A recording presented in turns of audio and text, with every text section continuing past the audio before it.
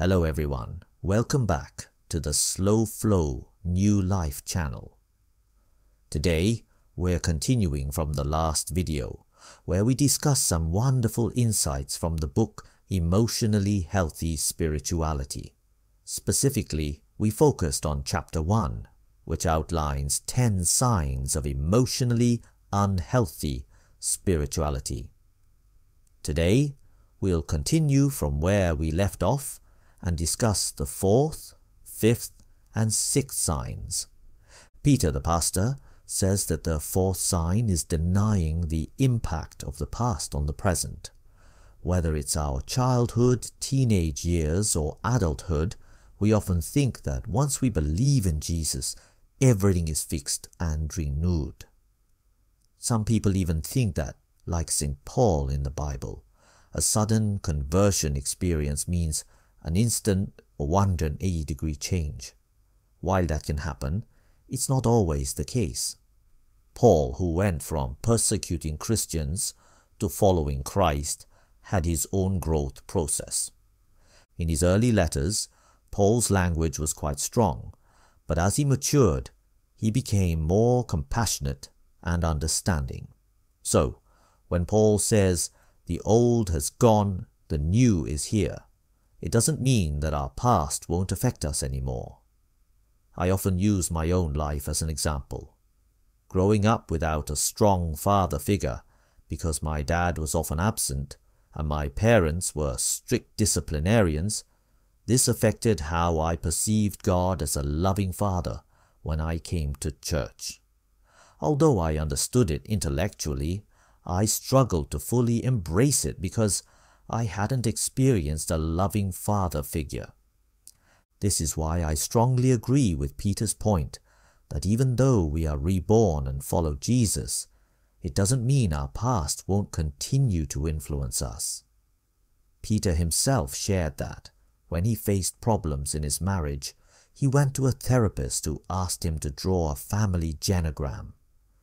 This exercise revealed that even after nearly 20 years of being a Christian, the influence of his and his wife's original families still greatly impacted their relationship.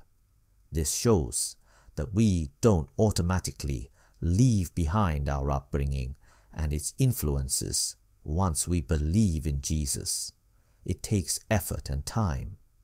During my own studies in counseling and marriage and family therapy, I learned that it requires time and effort to examine our past. This helps us embrace the truth and integrate it into our lives. The process of growing in Christ, what we call sanctification, involves looking back and addressing our past to remove unhealthy patterns and replace them with new ones rooted in the Bible. Without this reflection and self-examination, we can't love others and ourselves as God intended. Now, before moving on to the 5th point, let's take a moment to reflect. Have we overlooked the need to examine our past and align it with God's will? Take a moment to pause the video and spend some time in prayer and reflection. I encourage you to pause this recording now and spend a few minutes to reflect and pray.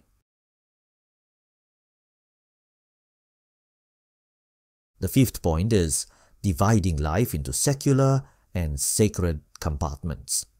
From my personal experience, when I first joined the church, I quickly labeled certain activities as sacred, like attending church services and reading the Bible, while considering others as secular, like using technology or watching movies. My church even taught that celebrating birthdays wasn't important. This mindset led me to categorize activities, thinking some things were not appropriate because they were too secular. However, as I studied Martin Luther's teachings more, I appreciated his view that all believers are priests.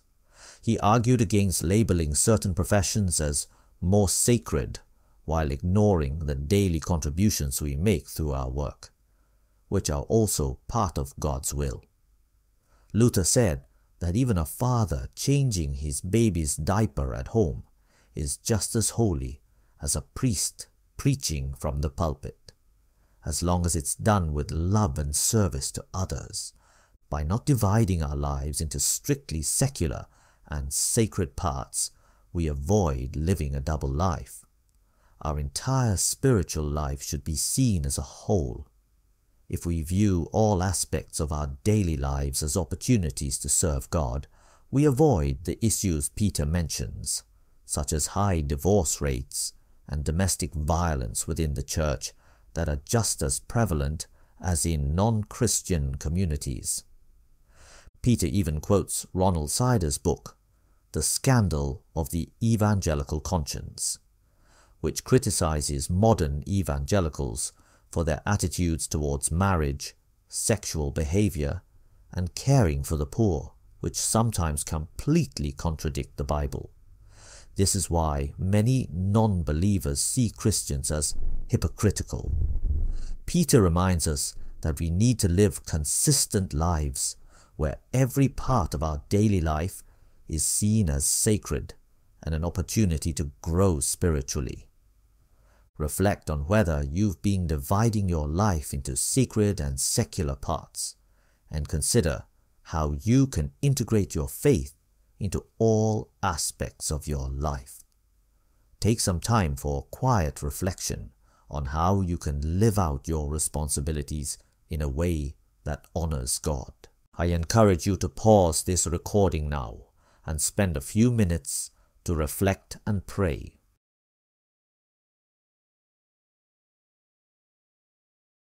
The sixth point is thinking that doing work for God can replace being with God. Peter highlights that in our modern, fast-paced lives, we often prioritize efficiency and goal achievement. We might think that doing more work for God means spiritual growth, but this can lead to a dangerous mindset where we replace being with God with doing for God. We might think that praying more, evangelizing more, and doing more church work will save souls and please God.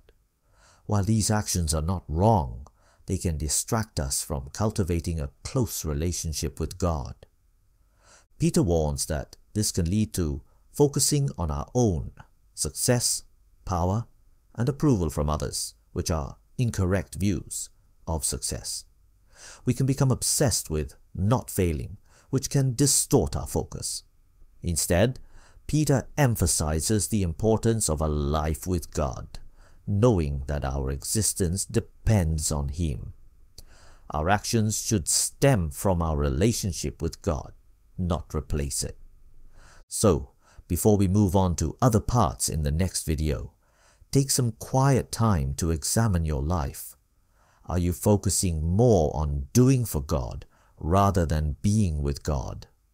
Reflect on what chapter 1 of this book has taught you. I encourage you to pause this recording now and spend a few minutes to reflect and pray.